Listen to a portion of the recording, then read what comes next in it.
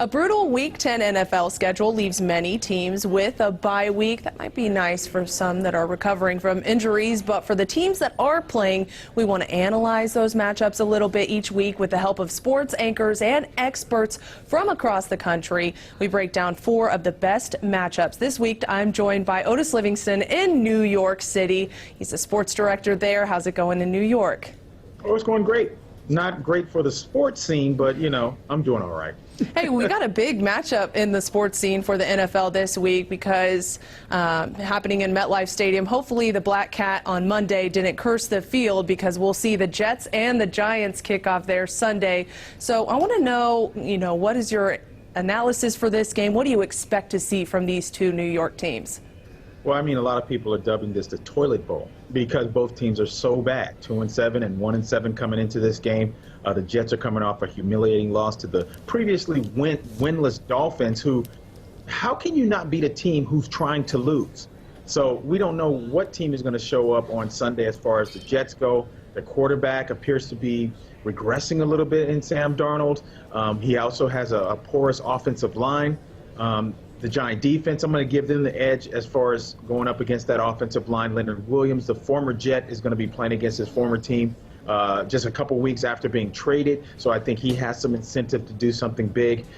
Daniel Jones, there's a big discussion going on in town about the quarterback situation, who's got it best. I would say right now the Giants have the best quarterback situation because Daniel Jones is at least making big plays. Now, he has a propensity to turn the ball over. If he can secure the ball, have better ball security, he'll be the better quarterback because he does make plays down the field. The Indianapolis Colts are coming back home with their first loss in a month. They'll face one of the NFL's worst teams, as we just mentioned, the Miami Dolphins. Will there be really any surprises in this matchup?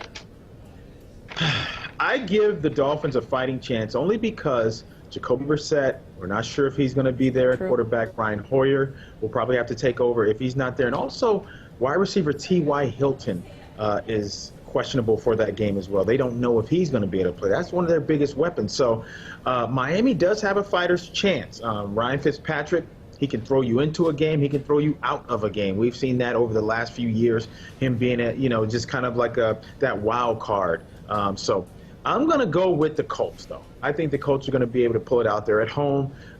They are the better team, and I think even without those guys in the lineup, they will have what it takes to win. And once again, the Dolphins are trying to lose. Otis, the Los Angeles Rams head east to face the Pittsburgh Steelers in a bit of what I would call at least a coin flip competition. Still, the Rams are historically good against AFC teams, so can they beat another one this week? I think they can. Yeah, coming off a bye. I think that they have what it takes to win this game. I was impressed with the way the Steelers were able to beat the Colts last week. You're talking about the Colts suffering that loss.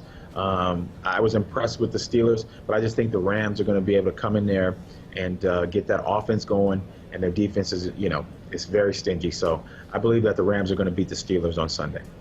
Finally, the Vikings coming off a loss to the Mahomeless Kansas City Chiefs. Minnesota faces the Cowboys in Texas this week. So who do you pick for this game? I'm going with the Cowboys in this one. I think they've shaken off their malaise after that terrible loss to the Jets, their only win of the season. I just think that they've got it going now. Dak Prescott looks really good in the pocket. Zeke is running the football.